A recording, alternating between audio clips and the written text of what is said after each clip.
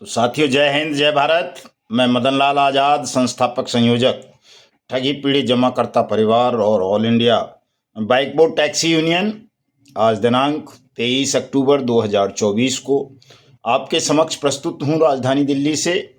एक बड़ी खबर, एक नहीं दो तीन बड़ी खबरें सुनाऊंगा और अनेक बातें आपके साथ करूंगा।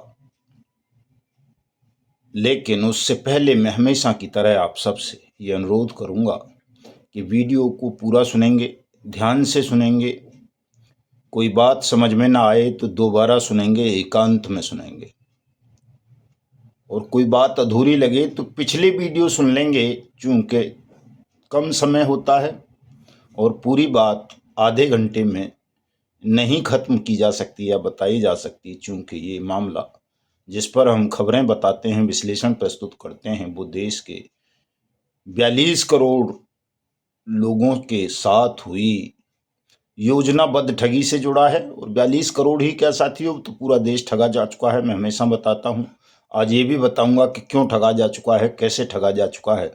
कोई भी हिंदुस्तानी क्यों ऐसा नहीं है जो ठगी का शिकार ना बना हो। तो इतनी बड़े विषय को आप सोचो कि कोई व्यक्ति आधे घंटे में समेट दे या 40 मिनट में समेट दे, ये संभव नहीं है। इसलिए तमाम वीडियो सुन लिया करें। ये एक तरह से एपिसोड आधारित धारावाहिक है कि हर एपिसोड में कुछ न कुछ भिन्न जानकारी आपको दी जाती है। पूरा वीडियो तमाम साथी ध्यान से सुनेंगे, इसे ज़्यादा से ज़्यादा शेयर भी करेंगे। और वो इसलिए करेंगे ताकि हमारा जो अभियान है, आंदोलन है, वो पूरे देश को पता चल सके और पूरा देश इससे जुड़ सके। चूँकि अब लड़ाई देश बचाने की भी है कि हम किस तरह से ठग और बेईमानों के खूनी पंजों से भारत माता को आज़ाद करा सकते हैं। तो भारत तो हम सबका है, प्रत्येक उस व्यक्ति का धर्म है भारत को बचाना जो भी भारत की भूमि पर निवास करता है। गरीब हो, अमीर हो, मध्यम वर्गीय हो, मजदूर हो, किसान हो, व्यापारी हो या कोई नौकरी पेशा व्यक्ति या कोई प्रोफेशनल, ये हम सबका फर्ज है कि हम उस देश को, उस राष्ट्र को बचाने के लिए अपना योगदान दें, जिसकी ज़मीन पर, जिसकी हवा में हम जीवन गुजारते हैं साथियों। तो इसलिए इसे शेयर तमाम लोग करेंगे अपना राष्ट्र धर्म मान करके। लाइक और कमेंट भी ज़रूर करेंगे, चूँकि इससे हमें आपकी मनोवृत्ति का, मानसिकता का पता चलता है। ये पता चलता है कि हमारे देश में कितने ऐसे लोग हैं जो राष्ट्रभक्त हैं, कितने ऐसे हैं जो गद्दार हैं, कितने ऐसे हैं जो सत्य को समझते हैं और कितने ऐसे हैं जो असत्य के कुचक्र में फंसकर आज भी लोगों को ठग रहे हैं या कहें खुद अपने सर्वनाश को आमंत्रित कर रहे हैं। तो ये काम भी ज़रूर किया करें। और साथ साथ सबसे ज़्यादा ज़रूरी काम तो ये है साथियों कि इस वक्त देश को बचाने के लिए हमें एक बड़े जनमत की आवश्यकता है, राष्ट्रीय एकता की आवश्यकता है। कि अगर हमने राष्ट्रीय एकता अपने बीच में स्थापित नहीं की तो ठग और बेईमानों पर हम विजय प्राप्त तो करेंगे, लेकिन बहुत लंबा समय उसमें लग चुका होगा और तब तक वो हिंदुस्तान को खोखला कर चुके होंगे और फिर लड़ाई और ज़्यादा कठिन हो जाती है। चूँकि कैंसर अंतिम स्टेज में जब पहुंच जाए तो रोगी को बचाना असंभव हो जाता है बड़े बड़े वैद्य, हकीम, डॉक्टर्स के लिए। तो इसलिए ज़्यादा से ज़्यादा लोगों को हमारे चैनल को सब्सक्राइब करना चाहिए, ताकि हम जल्दी से जल्दी, अभी पहली ही स्टेज है लगभग इस भयानक महामारी की, रोग की, जिसे हम ठगी के रूप में जान रहे हैं, देख रहे हैं। तो अभी अगर हम जागरूक हो गए, इसका उपचार कर लिया, बचाव कर लिया, तो निश्चित रूप से हम भारत माता को ठग बेईमानों के खूनी पंजों से बचा पाएंगे, तमाम ठगी पीड़ितों का भुगतान करा सकेंगे, तमाम निर्दोष लोगों को सुरक्षा, सम्मान, रोजगार गारंटी और पुनर्वास की गारंटी का अधिकार दे सकेंगे और अपने पावन पवित्र भारतवर्ष को ठग बेईमानों के खूनी पंजों से आज़ादी भी दिला पाएंगे। इसलिए तमाम साथी हमारे वीडियो हमारे वीडियो को शेयर करें, साथ साथ सब इसको सब्सक्राइब करें और दूसरे साथियों से भी अनुरोध करें कि सब युगांतर न्यूज़ चैनल को यूट्यूब पर जाकर सब्सक्राइब कर लें, ताकि जल्दी से जल्दी हम अपने लक्ष्य को पा सकें। तो बढ़ता हूँ आगे की तरफ साथियों। चूँकि राष्ट्रीय एकता मैंने शब्द बोला है सबसे पहले आज, तो राष्ट्रीय एकता के लिए ज़रूरी है साथियों कि जो अपने आप को एजेंट कहते हैं, वैसे तो एजेंट कोई था नहीं, सब निवेशक थे। निवेशक भी नहीं थे, ठगी पीड़ित थे। निवेशक शब्द का भी तकनीकी रूप से जो परिभाषा है वो और होती है एजेंट और निवेशक की, लेकिन सरल भाषा में हम अपने आप को या तो एजेंट कहते हैं या निवेशक कहते हैं किसी कंपनी या क्रेडिट कोऑपरेटिव सोसाइटी, फर्म निधि, एनएसजी, एनबीएफसी, एसएसजी या किसी कॉरपोरेशन या प्राइवेट बैंक का। तो जो भी एजेंट साथी हैं और जो निवेशक हैं और दोनों ठगी का शिकार बने हैं, सरकार की लापरवाही के कारण मिले बने हैं या कहें सरकार की मिलीभगत के कारण बने हैं ठगों के साथ, या कहें सरकार ने ही स्वयं ठगों को आगे करके आपको अपनी ठगी का शिकार बनाया है। तो ये दोनों के मध्य एकता होना बहुत ज़रूरी है साथियों। अगर आप दोनों तबके एकजुट होकर के सत्य को नहीं समझे, अपनी लड़ाई को मिलकर नहीं लड़ोगे न्याय पाने की को, तो दोनों आपस में लड़ते रहोगे, और जब दोनों आपस में लड़ोगे तो उसका लाभ ठग और बेईमान उठाएंगे। उसी तरह जैसे हिंदू मुसलमान आपस में लड़ते रहे तो उसका फ़ायदा अंग्रेज़ों ने उठाया और हिंदुस्तान को गुलाम बनाया। आज भी हिंदू मुसलमान आपस में लड़ते हैं तो उसका फ़ायदा उन गिद्धों को, सियारों को मिलता है जो देश को तोड़ देना चाहते हैं। तो इस बात को बहुत गहराई से समझिए कि यदि निवेशक और एजेंट जो दोनों ठगी पीड़ित हैं, इनके मध्य आपस में झगड़ा रहेगा, दोनों आपस में एक दूसरे के खिलाफ कानूनी कार्रवाई करते रहेंगे या बोलचाल ही बंद कर देंगे, उदासीनता बरतेंगे, अपने संबंधों की तपिश को ख़त्म कर देंगे, मधुर संबंधों की को, तो इसका लाभ निश्चित रूप से ठग और बेईमान उठाएंगे और आपका भुगतान कानून बन जाने के बाद भी कभी नहीं होगा। इसलिए अपने संबंधों की तपिश को और तेज करें, मधुर संबंध बनाएं। निवेशक और एजेंट साथी अपने बीच में आपसी झगड़े, मनमुटाव को खत्म करें। जो दोनों के बीच में दूरियां बन गई हैं, एक दूसरे से जो दोनों को भय लगने लगा है, उसको खत्म करें। प्रेम को, मेल जोल को, एकता को बढ़ाएं और दोनों मिलकर ठग और बेईमानों के खिलाफ हल्ला बोलें, ताकि जल्दी से जल्दी दोनों को न्याय मिले, सुरक्षा मिले, सम्मान मिले, डूबा हुआ पैसा मिले और एक बड़ा मूवमेंट, आंदोलन राष्ट्रव्यापी स्तर पर राष्ट्र को बचाने के लिए खड़ा हो और हम ठग बेईमानों को सजाए मौत देते हुए हिंदुस्तान को ठगमुक्त बेईमान रहित राष्ट्र राज्य के रूप में स्थापित करके अपने देश को इतना मजबूत, अखंड, ताकतवर बना दें कि ठग अगर कोई टैक्स हेवन देशों में भी, विदेशों में भी जाकर के छुप जाए या वहाँ जाकर के कोई और बहुत बड़ा आदमी बन जाए, तो उसे भी बलपूर्वक घसीटते हुए हिंदुस्तान ले आएं और उसको मृत्यु दंड दें। ये तभी होगा साथियों जब हम जागरूक होंगे, पूरा देश जागरूक होगा, राष्ट्रभक्ति की भावना उनके अंदर पैदा होगी। अपने निहित स्वार्थों को परे रखकर वो जब दोनों मिलकर के लड़ेंगे तो ये एक पल का काम है साथियों। चूंकि 42 करोड़ लोगों की पीड़ा को अगर हमने हथियार बना लिया, उसे सत्याग्रह रूपी ब्रह्मास्त्र में परिवर्तित कर दिया, तो किसी शासन की, सरकार की, ठग की, माफिया की, गिरोह की कोई सामर्थ्य नहीं आपके सामने कि वो पल भर भी ठहर जाए आपके सामने। उसको जमींदोज कर देंगे, आप मिट्टी में मिला देंगे। और हम यही काम कर रहे हैं कि समूचे देश की पीड़ा को हथियार बनाकर उसे सत्याग्रह में परिवर्तित करके हम आप सबका भुगतान कराएंगे, आपको सुरक्षा, सम्मान, रोजगार, पुनर्वास का अधिकार देंगे। साथ साथ भारत माता को ठग बेईमानों के खूनी पंजों से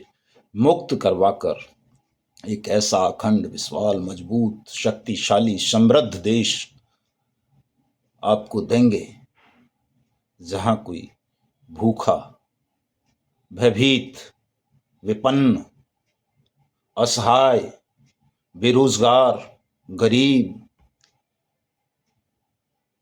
अस्वस्थ, अशिक्षित, शोषित, पीड़ित, वंचित व्यक्ति नजर नहीं आएगा। और ये सब हम सामाजिक आंदोलन के द्वारा करेंगे कि भले ही सत्ता में कोई चोर, बेईमान, ठग, डाकू, स्मगलर, हिंदू, मुसलमान, सिख, ईसाई, बुद्ध, जैन, लटर पटर, आस्तिक, नास्तिक कोई भी बैठ जाए, लेकिन उस कुर्सी पर बैठकर वो केवल और केवल वही काम करेगा जो देश चाहेगा, राष्ट्र चाहेगा, जो राष्ट्र के हित में होगा, राष्ट्र के कल्याण में होगा, जो लोक कल्याण के लिए शासन की कुर्सी पर बैठकर अपने लोक कर्तव्यों का निर्वहन करेगा। और अगर ऐसा नहीं करेगा, वहां पहुंचकर उसने जला सभी छल षड्यंत्र देश के राष्ट्र के विरुद्ध किया, तो हम और आप दोनों मिलकर, चूंकि राष्ट्र जागरूक हो चुका होगा, तो मिलकर उसे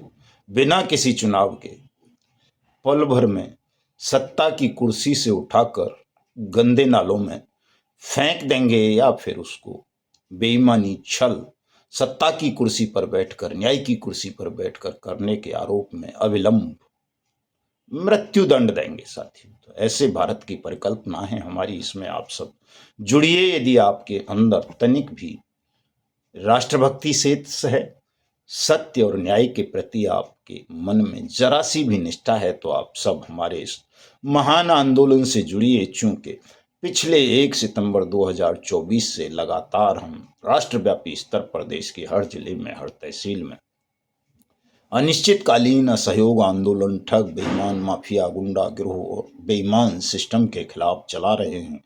आज 53वां दिन है। कल पूरे देश में हमारे साथियों ने देश के प्रधानमंत्री के, अपने राज्य के चीफ मिनिस्टर के, देश के गृह एवं सहकारिता मंत्री अमित शाह के और नेता प्रतिपक्ष राहुल गांधी के पुतले जलाए थे। पुलिस ने भरसक प्रयास किया कि पुतले जलाने से रोका जाए, लेकिन पुलिस को चुनौती देते हुए, तमाम बल प्रयोग को चुनौती देते हुए हमारे साथियों ने पूरे देश में इन चारों के पुतले जलाए, धूमधाम से जलाए, और ये सिद्ध कर दिया कि जनता की शक्ति के आगे सरकार की शक्ति कुछ भी नहीं होती है। जनता ही वास्तव में देश की मालिक है, और शासन की कुर्सियों पर बैठने वाले तमाम लोग केवल और केवल जनता के नौकर हैं। कल हमारे साथियों ने ये पूरे देश भर में सिद्ध करके दिखाया। मैं अपने साथियों को नमन करता हूँ, नतमस्तक होता हूँ और विश्वास दिलाता हूँ, गारंटी देता हूँ कि जिस तरह से मैं आप सबकी साहस को, एकता को,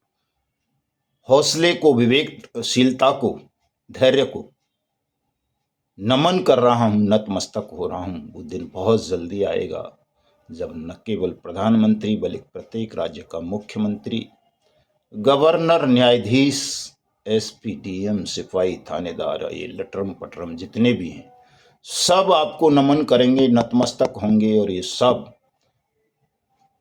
आपको स्वामी भाव से देखेंगे, आपको स्वामी समझकर सम्मान देंगे, और आपके निर्देशों का पालन करते हुए ये ईमानदारी से, सत्यनिष्ठा पूर्वक, विधि सम्मत कार्य करेंगे।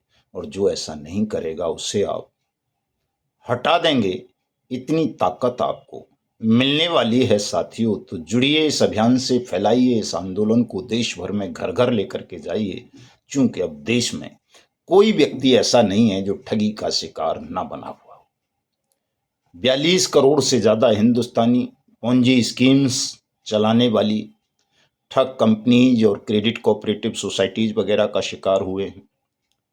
और जो भी व्यक्ति हिंदुस्तान में मोबाइल का इस्तेमाल करता है साथियों, वो भी सब ठगे जा चुके हैं। आपको याद होगा कि जब ये मोबाइल कंपनियों की स्कीम आई, तो ये स्कीम थी कि एक बार सिम खरीद लोगे तो आपको वो आजीवन रहेगी, लाइफ टाइम आप उस नंबर के मालिक रहेंगे।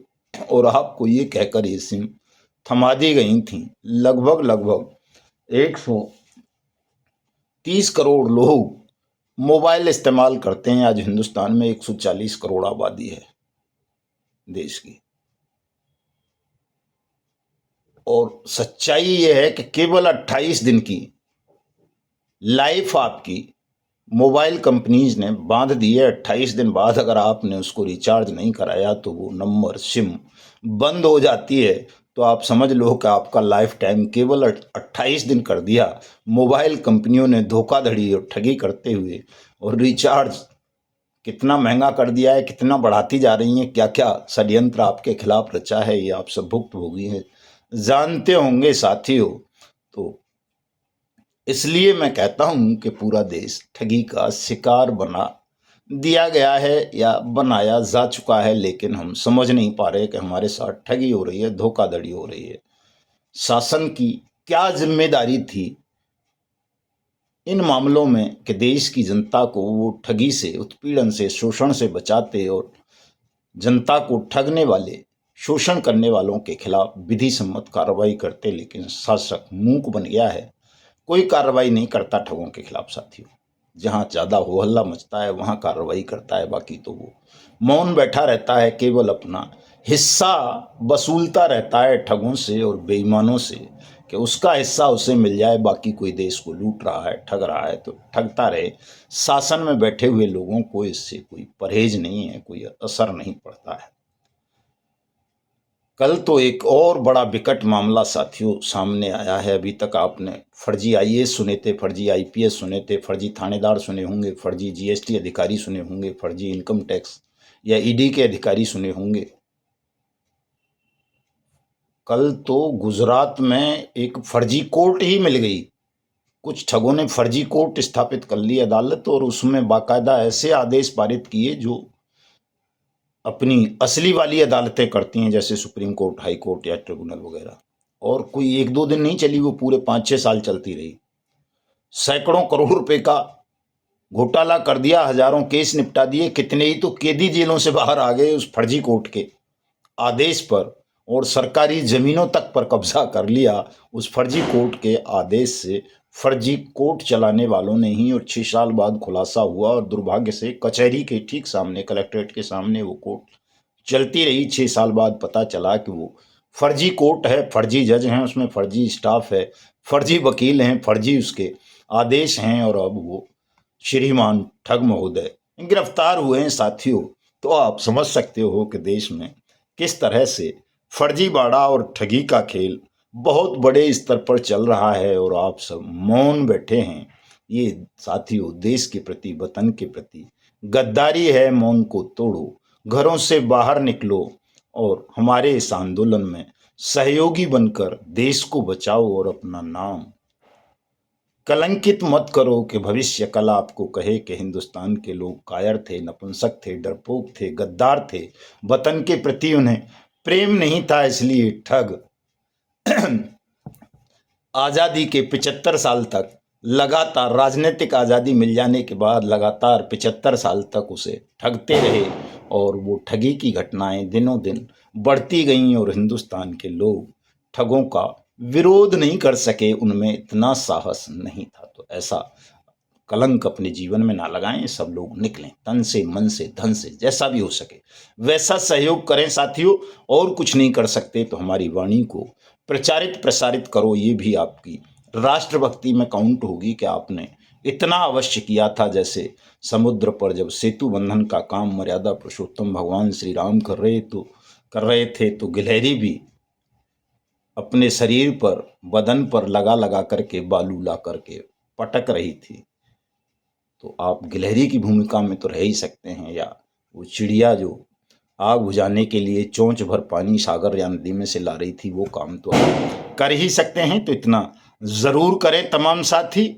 और साथियों, कल का जो आपका प्रदर्शन था पूरे देश में, अद्भुत था।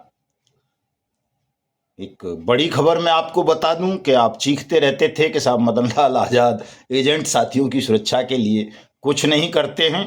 तो ये पत्र जरा आप ध्यान से पढ़ लेना, आदेश है, पत्र नहीं है ये। इसको मैं अभी फेसबुक पे लगाऊंगा। और ये जौनपुर से आया है। सुरक्षा के नाम पर लोगों ने आपसे बहुत पैसे ठगे हैं, बहुत सारे सुरक्षा एजेंट ठग जिन्हें मैं बोलता हूँ कि एजेंट सुरक्षा के नाम पर बहुत सारे लोगों ने ठगी की है आपके साथ, और वो ठग आज भी आपको निरंतर ठग रहे हैं। कभी हाई कोर्ट में रिट फाइल करने की बात करते हैं, कभी सुप्रीम कोर्ट में, कभी कहीं, लेकिन वास्तव में वो साथियों ठग हैं, आपके साथ ठगी का खेल कर रहे हैं। मैं हमेशा बताता रहता हूँ, एजेंट को सुरक्षा वो लोग किसी भी हाई कोर्ट या सुप्रीम कोर्ट से दिला नहीं सके हैं, ना दिला पाएंगे। लेकिन हमने आपसे कभी एजेंट सुरक्षा के नाम पर 1 रुपया भी नहीं लिया है, और ये आदेश है पुलिस का, पुलिस के बड़े अधिकारी का, कि कहीं भी एजेंट्स के खिलाफ कोई अनुचित, अमानवीय, उत्पीड़नात्मक कार्रवाई नहीं होनी चाहिए। इसको आप सब लोग पढ़ना और इसी के आधार पर अपने अपने ज़िले के एसपी और डीएम से मिल लेना। आपके ज़िले में भी ये सुरक्षा आप सबको मिल जाएगी। लेकिन इस सुरक्षा का मतलब साथियों ये नहीं है कि आप इस भुगतान मिशन से दूर हो जाएं, भुगतान की जिम्मेदारी से मुक्त हो जाएं। भुगतान करवाना अपने निवेशकों का, ग्राहकों का, प्रत्येक अभिकर्ता का फर्ज है, उत्तरदायित्व है। अगर आप इस फर्ज का निर्वहन नहीं करोगे तो निवेशक को ये अधिकार है कि वो आपके खिलाफ कोई न कोई लकूना लगाकर मुकदमे दर्ज कराएगा, और आपका उत्पीड़न ऐसे आदेशों के बाद भी होता रहेगा। इसलिए मूल जो चीज़ है आपके उत्पीड़न को रोकने की वो है कि आप अपने निवेशकों का जमा धन वापस कराने के लिए अनियमित जमा योजनाएं पाबंदी अधिनियम 2019 के क्रियान्वयन के लिए जो आंदोलन हम कर रहे हैं उसमें सम्मिलित हों, सबका भुगतान आरंभ करवाएं। चूंकि भुगतान हो सकता है, होने लगा है देश में। भुगतान पटल आपने देखा रीओपन हो गया है, फतेहपुर में, गढ़वाल में हो गया है, और हरियाणा में हुआ है पूरे में, और बहुत सारी जगहों पर हो रहा है। आप करवाइए साथियों, इस काम को करवाइए। जब तक ग्राहकों का पैसा नहीं मिल जाएगा तब तक आपको सुरक्षा ऐसे आदेशों से अगर सुप्रीम कोर्ट भी कर दे तो नहीं मिलेगी, मिली नहीं है। छत्तीसगढ़ हाई कोर्ट ने कर दिया था एक आदेश बहुत पहले, उसके बावजूद छत्तीसगढ़ में सबसे ज़्यादा उत्पीड़न अभिकर्ताओं का हुआ है, सबसे ज़्यादा सुसाइड केस छत्तीसगढ़ में हुए हैं। तो मैं जो कहता हूँ उसको आप ईश्वर की वाणी समझकर उस पर अमल किया करें, ध्यान से सुना करें मेरी बातों को, ताकि आपको सत्य और असत्य में भेद मालूम पड़ सके। आप सत्य को समझकर सही मार्ग पर चलकर अपना, अपनों का कल्याण कर सकें, उन्हें सुरक्षा, सम्मान दिला सकें। ये ज़रूर करो साथियों। ये मैं फेसबुक पे लगा दूंगा, मदन लाल आजाद नाम से मेरी आईडी है, उस पर पढ़ लेना पूरा आदेश, इसको डाउनलोड कर लेना। हमारी साइट पे तपजप.in पर भी होगा, ट्विटर अकाउंट पे भी लगा दूंगा, एकांतर न्यूज़ के नाम से है। और किसी साथी से कहूँगा कि वो इसे कमेंट बॉक्स में भी इस वीडियो के नीचे लगा दें, मुझे वो आता नहीं है। ये कर लेना तमाम साथियों। तो चूँकि मैं 2-3 दिन से बोल नहीं पाया हूँ उस बात को, आज मैं बोल देता हूँ। वीडियो थोड़ा बड़ा बन रहा है, 25 मिनट का लगभग हो जाएगा, सुन लेना उसको। कि ये बड़ा आंदोलन है, राष्ट्रव्यापी आंदोलन है। 15 नवंबर से हमें माँ चंबल की गोद से हम हुंकार भरेंगे, शंखनाद करेंगे। संसद और सांसदों की धुलाई के लिए वहाँ से पदयात्रा आरंभ करनी है, और 3 से 5 लाख लोगों के साथ पदयात्रा करेंगे, ताकि शासन में बैठे बेईमान लोगों के कपड़े खराब हो जाएं, उनके हृदय फट जाएं, और वो जल्दी से जल्दी हमारी तीनों मांगों को पूरा कर दें। वो सब करने के लिए विवश हमको ना करें, जो कई बार न चाहते हुए भी साथियों हो जाता है। मैं कभी हिंसा की बात नहीं करता हूँ, कभी किसी के प्रति नफरत और द्वेष की बात नहीं करता हूँ, लेकिन तमाम उन सब के बावजूद भी कल मैंने जो देखा साथियों, देखिए ये कैसे लोग जूते उछाल रहे हैं, मार रहे हैं। गृह मंत्री अमित शाह, प्रधानमंत्री नरेंद्र मोदी और राहुल गांधी और अपने मुख्यमंत्री के पुतलों में। मैंने कभी नहीं कहा कि आप जूते मारो, उनके प्रति नफरत पालो, मैंने कभी नहीं कहा। लेकिन साथियों, समाज, राष्ट्र अपने हिसाब से निर्णय लिया करता है हमेशा। बांग्लादेश में हमने देखा था, बांग्लादेश के आंदोलनकारियों ने नहीं कहा होगा कि तुम वो शेख हसीना के अधो वस्त्र उठा लाना उसके घर से, या बकरी, उसकी मुर्गी उठा लाना, या उसके बक्से उठा लाना, या उसके घर में और जो कुछ हो उससे उठा लाना। लेकिन जनता को लगा कि अन्यायी है, पापिन है, ठगनी है, अब तो मौका है, भाग गई है घर खाली करके, तो चलो उठा ले चलो सब कुछ। कभी राजीव गांधी ने नहीं कहा था देश का प्रधानमंत्री बनने के बाद इंदिरा जी की हत्या पे कि आप सिखों का कत्लेआम कर दो। लेकिन लोगों के मन में जो क्रोध होता है, क्षोभ होता है, वो कई बार वो करवा देता है जो उस आंदोलन का नेतृत्व करने वाला कभी नहीं चाहता। गांधी जी ने भी नहीं कहा था आज़ादी का आंदोलन के नेतृत्व करते वक्त कि आप किसी को गोली मार देना, संसद में बम फेंक देना, लेकिन फेंके गए बम, गोली मारी गई बहुत सारे अंग्रेज अधिकारियों को। ये मैंने भी नहीं कहा था आप जूते मारना, लेकिन मारे गए जूते साथियों।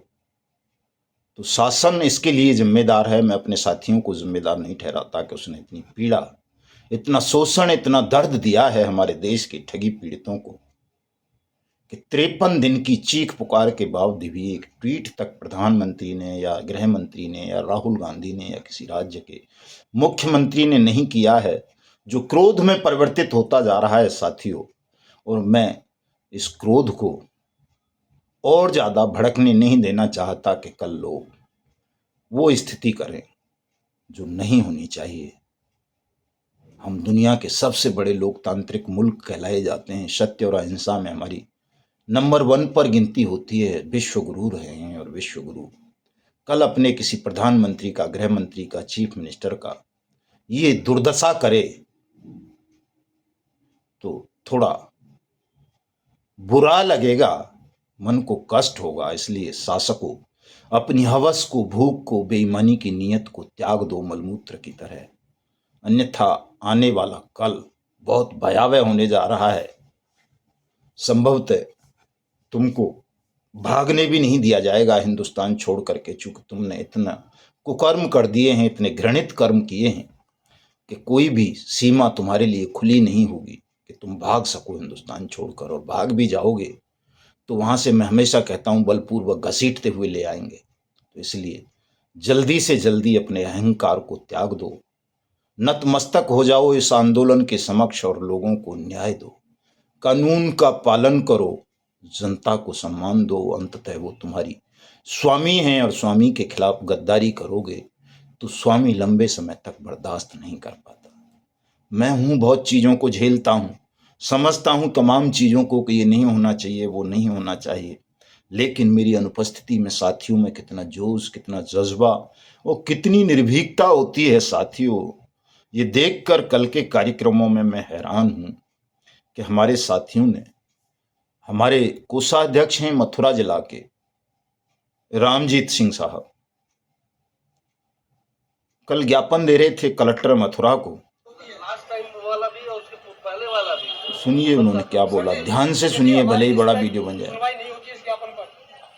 हमारे ये सब मजदूर हैं और सब किसान भाई हैं, महिलाएं सब अपनी मजदूरी है।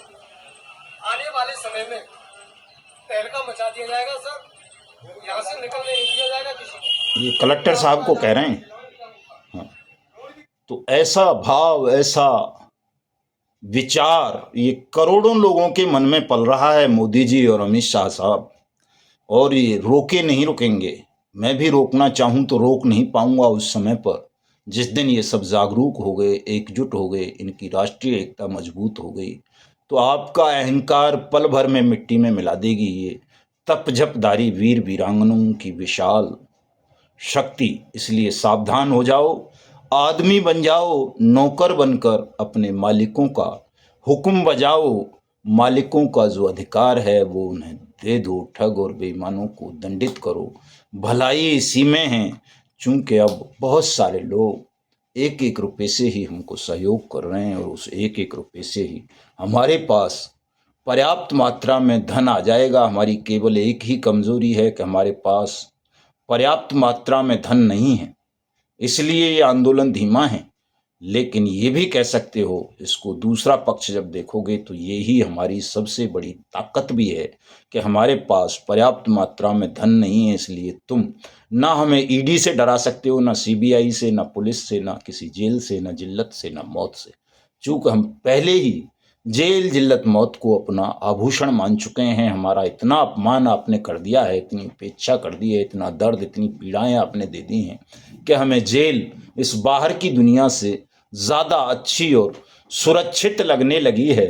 तो इसलिए तुम हमें डराने का, धमकाने का प्रयास मत करो, ठगने का प्रयास मत करो। कोई भी कुचक्र, कोई भी छल, कोई भी धोखा अब तुम्हारा चल नहीं पाएगा। इसलिए समर्पण कर दो न्याय के प्रति, सत्य के प्रति, और संसद द्वारा बनाए गए इस अनियमित जमा योजनाएं पाबंदी अधिनियम 2019 के प्रति, ताकि सबका भुगतान हो, उनकी जमा राशि का 2 से 3 गुना हो और 180 दिन में सबका पैसा मिल जाए और ये लड़ाई खत्म हो जाए। आप अपना शासन करो, हम अपना काम धंधा, मजदूरी, खेती किसानी जो भी करते हैं, अध्यात्म की दुनिया या जो भी है उसमें चले जाएं।